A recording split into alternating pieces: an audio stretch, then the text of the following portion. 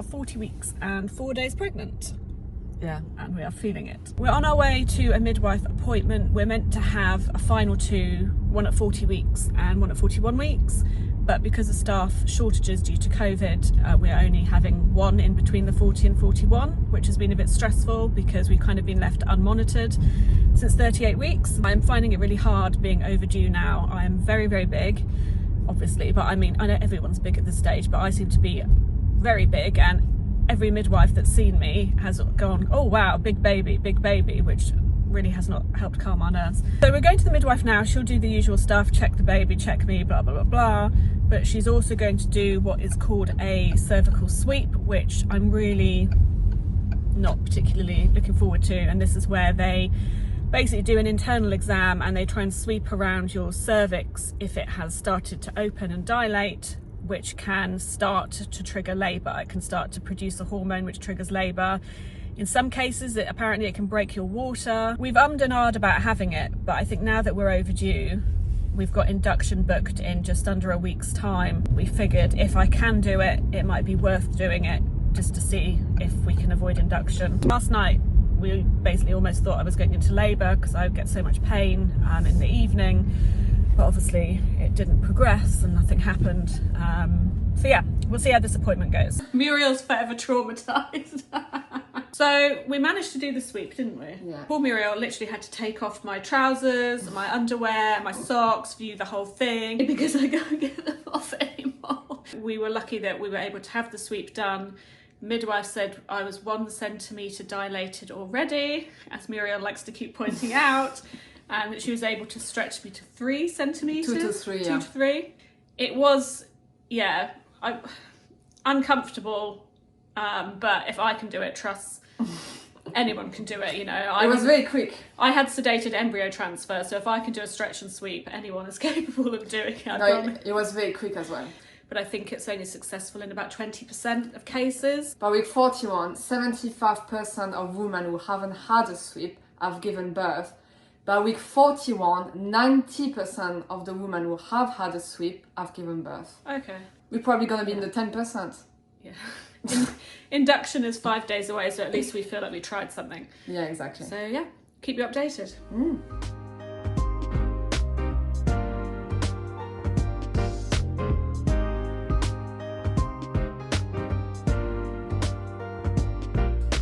Look at that. That is an unprepared mad rush. This is the start of our birth vlog. So I'm 41 weeks 1 day today. Saturday the 23rd. 22nd. 22nd Oh. of Jan. I booked in for induction on Monday on the 24th. And I had a really bad day today. I really struggled. We had a call halfway through today, completely out of the blue, from the induction unit saying, do you want to come in today? We have a spare bed. And I think because my swelling is so bad now, my blood pressure started to go up. I've been in tears this afternoon. We've taken the bed. So we're going, which I think sometimes is the better thing to do instead of sitting around waiting until Monday. So we're going in. We can't believe it. And they just said, oh, don't bring your big bag. You have to just bring your stuff. Don't bring the baby's stuff. So we've had to repack the bag into other bags. But we're going, aren't we? Mira's doing a lateral flow quickly, but we know we're clear because we do it all every day and we never go anywhere. Anyway, so yeah, we're ready. Well, we're not ready, but I think that's better that we're not ready. Yeah, exactly. It was for the best, really. Caught by surprise. We all have not slept well, otherwise on Sunday evening, and the stress was already climbing today. That's the last bump, hopefully. Last picture, last video of the bump, isn't it? Yeah. And it is. I don't mean to be OTT, but it is massive now. It's really hard, and the swelling and everything, it's just hard. So let's go. Just getting my big pillow. It looks like we're going on a round the world trip. Yeah. Okay. We're en route. We're going to the 4, which is the induction ward.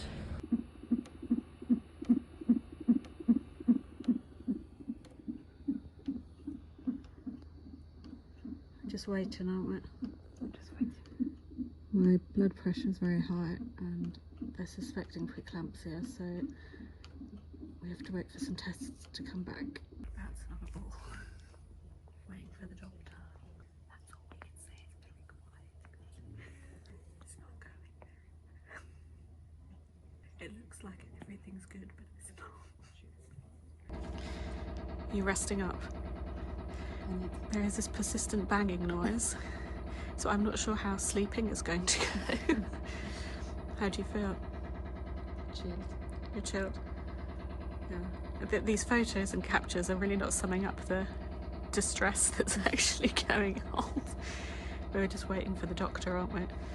So this is what's happened. We were on the induction ward and I was still only 1 centimetre dilated, unfortunately. Had I been at 2, I would have gone down to the delivery ward and they would have broken my waters. So in order to stretch the cervix and try and get me into labour, they can insert this balloon, which is what they basically tried to do, wasn't it? And it was super painful. It was such a painful procedure. They gave me gas and air, but I don't know who does these things on gas and air because I don't feel anything from that. And in the end I had to say for her to stop the procedure because I was in too much pain, and I said I want a C-section. I'm not up for this because 1 in 3 inductions end in C-section anyway, so I just feel I'm going to go through a whole load of pain and grief and waiting and horror just to end up in C-section. So then we've been waiting 3 hours to speak to a doctor who was very nice, who just came to speak to us, and he said, I have to advise you obviously against C-section because it carries a lot of risk, it's a major surgery, which I kind of knew he was going to say, but you know, you have to make your own decision, and if that's what you want to do, we can schedule you in for the C-section.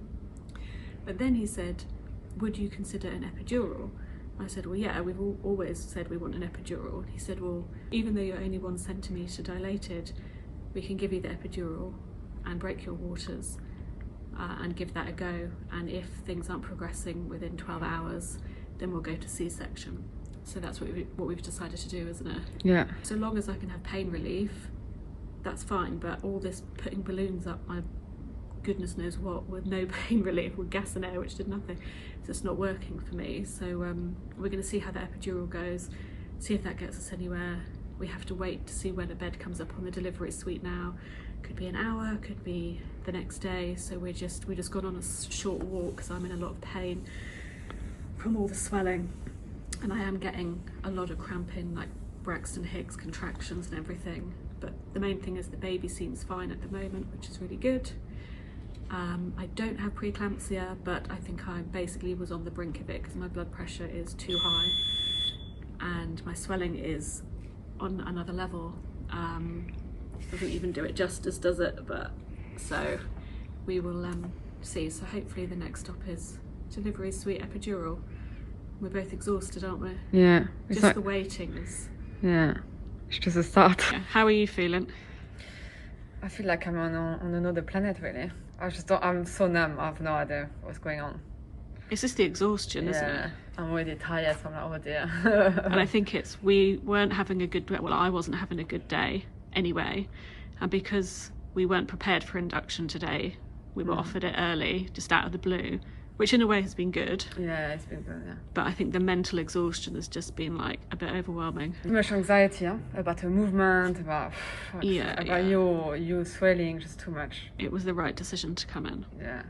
And I must say, true warriors are those who are induced, definitely. Yeah. Definitely, for sure. Muriel is proudly COVID negative, yeah. For today, apparently. Not sure what For today only. Not sure what they do with me at midnight in basically 2 hours.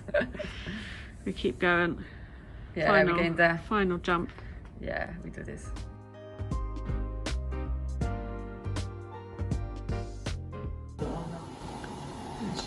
What's the time? 10 to 6. 10 to 6 in the morning. Have we had any sleep? No. They broke my waters, didn't they? And there was like literally a tsunami flood. But I've got the epidural in now, which is amazing because you really can't feel anything. So Muriel is sleeping on this chair. Look at me. Lots of wires hooked up. But we're just waiting to see a few more hours. Got to 2 centimetres, so we'll see if I've got any further. But yeah, epidural's the way forward, everybody. Trust me.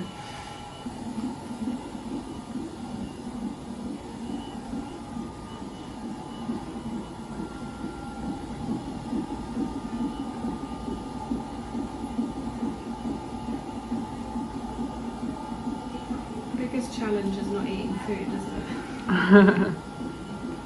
Where they put the epidural in, it took about 45 minutes. Yeah. I was the 1 in 10 that apparently am a bit more problematic to get the needle in the right place, but Of course. once it was in, it made a massive difference. But then, as time went on, we realised it was only working predominantly on one side and not the other. So I started feeling very, very heavy contractions.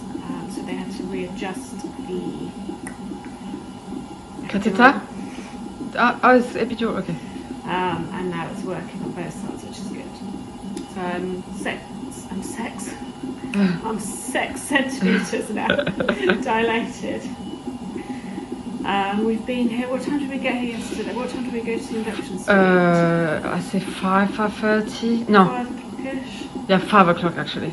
5 o'clock, and it's now the next day at, was it 3 o'clock? It is 2:30 2:30 p.m. and I haven't eaten. So they gave us some food last night at 7ish. Yeah. And I haven't been able to eat anything since because once they put the epidural in, you can't eat.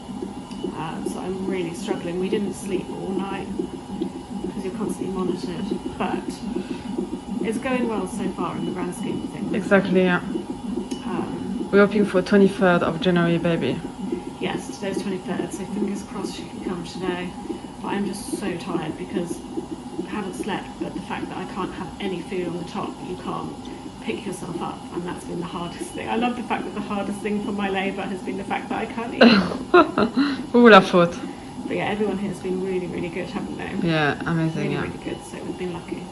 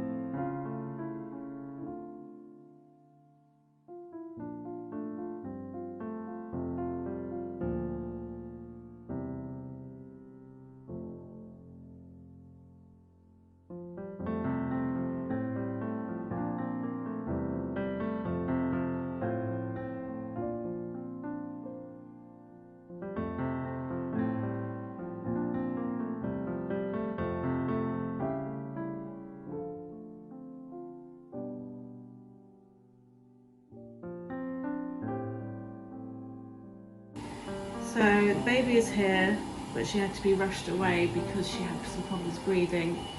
She is 10 pounds 6 and absolutely huge. We got to 10 centimetres dilated, so I was fully dilated. She wouldn't come out, and then they used forceps, she still wouldn't come out, and then it went to emergency C-section. So we have been awake for 2 days with no sleep. Yeah. I haven't eaten for a day and a half.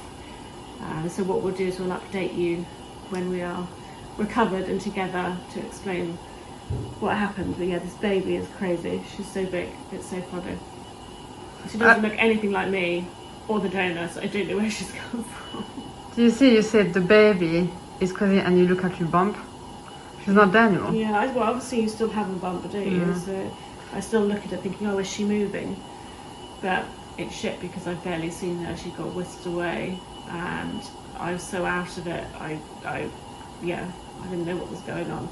Miro got to hold her. But yeah, it's been quite a traumatic birth in the end.